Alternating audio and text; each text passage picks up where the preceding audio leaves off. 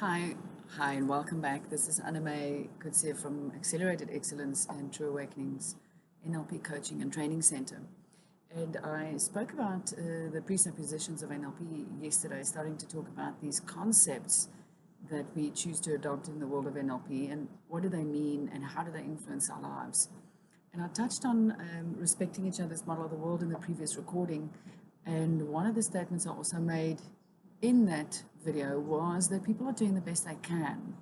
And I want to unpack that a little bit today, just say, where does that come from and what does that mean? So doing the best we can with the resources we have available to us means that when we go through life and we learn and we grow up as children, we learn to do certain things, right? Just like you learned how to walk, how to tie your shoes, how to brush your teeth, everything, every behavior that we exhibit is actually an internal strategy, that the mind has a specific order and sequence that it runs in order to create a behavior.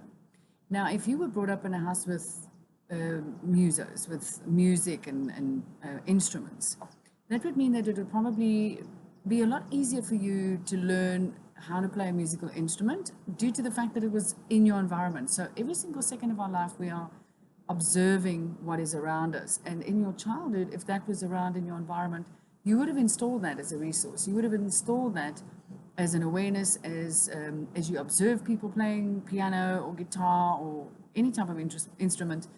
So there's some sort of awareness, some sort of knowledge already imprinted into your unconscious mind, right? So if I was not brought up in a house with musical instruments or music per se, it does not mean that I cannot play an instrument. It certainly just means that I would probably have to practice a little bit more, certainly just due to the fact that it hasn't even been in my environment at all. So that just means that if you were brought up in a house with music, for example, that your resources would be more in that specific area than what mine would be. And what I was exposed to would give me resources that influences my behavior accordingly, right? So what happens now when we're observing people's behavior on the outside and we have an expectation of people to behave a certain way, because you're looking through your filters and your lens, it's familiar, you have access to the resource, it's installed, you've had it, you can do it with your eyes closed, it's something that you've been doing all your life, and you almost can't imagine why someone else is not doing it the same, and why are they not behaving the same, what's wrong with them? So really just understanding that people are doing the best they can with the resources they have available, right? So if they haven't been taught anything, if in the childhood, if they were brought up in an environment where there was a lot of fear, then that would be what they were taught. So if something like this lockdown happens, then what's the tool in the toolbox? What are the resources that I've been taught how to handle these type of situations? And that's the behavior that you're going to see. Now, if you were not brought up in an environment like that, does not mean that you can't experience the emotion, but you probably won't have the same reaction to a situation as what someone would that had the experience to it. So expecting someone else to behave a certain way is really only because you are expecting them to have the same resources in their toolbox in what you have. And every single one of us is unique.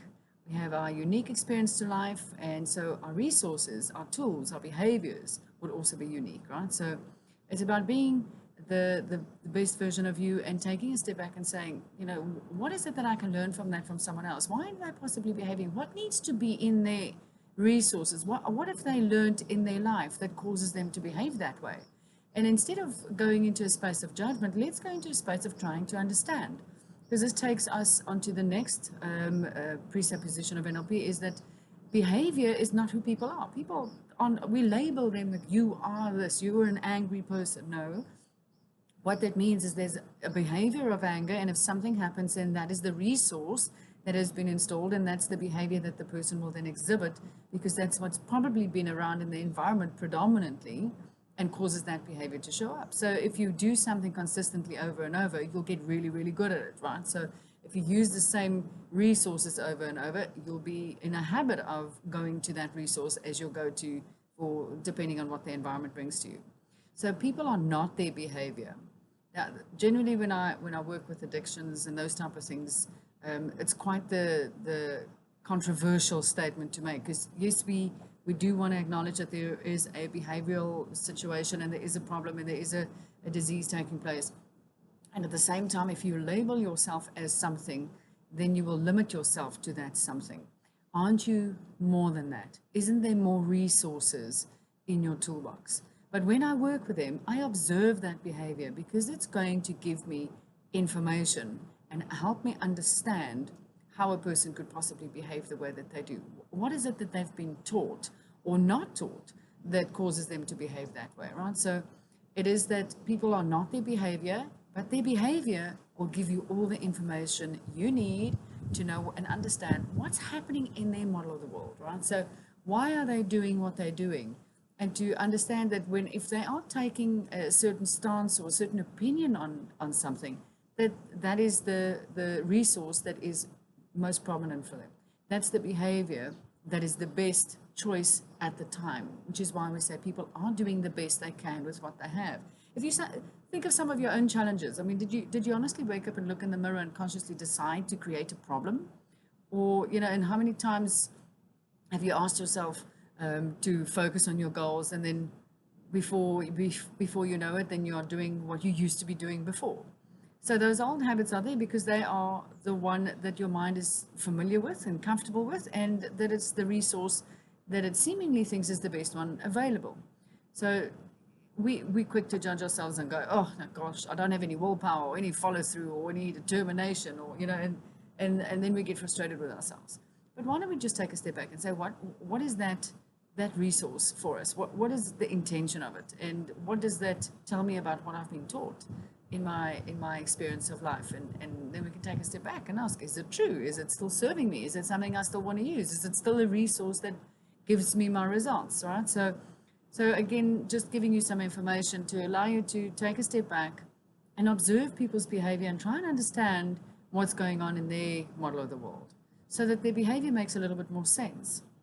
I mean, if someone breaks into a house, the behavior is what we can reject. The person is not what we reject. The person has an intention behind that behavior. If their intention is to survive, and that's the only way that they have been taught, or that's all they think that they can do to survive, then that's the resource that they are digging into, and it matches a certain behavior. If they are taught a different way and there's new resources installed, there will be new options and new choices. So we can reject negative, or what we call bad behavior, as a society. But let's not reject the people. Just understand that the resources might not have been the same to yours, and that they're doing the best they can with what they know and what they have access to. And the same for you, because we can be very hard on ourselves, and that hasn't helped you achieve your goals any easier. So take a step back and try and understand why you behave the way that you do. What does it mean to you when you behave that way? And how can I readjust and install a different resource, or just fine-tune that resource in a way that allows me to still have a meaningful and peaceful and happy and joyful life? Okay, so there's a few of them there. People are not their behavior. Behavior will give you all the information you need, and people are doing the best they can with the resources available to them in that moment. So I hope that's some useful information for you to navigate yourself through this lockdown phase and understand why people do what they do, why you do what you do, and just understanding it will give you a feeling of peace. Not necessarily I accept and agree, but I can respect that that's what your experience was, and that you can just focus on adjusting for yourself. And hopefully if someone else is using a resource that's got a negative consequence, let them learn it for themselves. Because you know yourself, if you don't learn it from your own experience, how many times have people given you advice? And we don't necessarily follow that advice. I wish we would, right? So why would someone give you good advice instead of you bumping your head yourself, So follow your own advice and give yourself a break from the judgment of your own behavior. Understand it exists for a reason, that you're doing the best you can. And if it's still not what you want, then imprint the beliefs that serve you better, that'll help you get through this time and help you achieve whatever the goal is that you've set for yourself, and help understand other people a little bit so that we have less conflict and more compassion. So sending you much love as always, and hoping that information was a little bit useful for you today.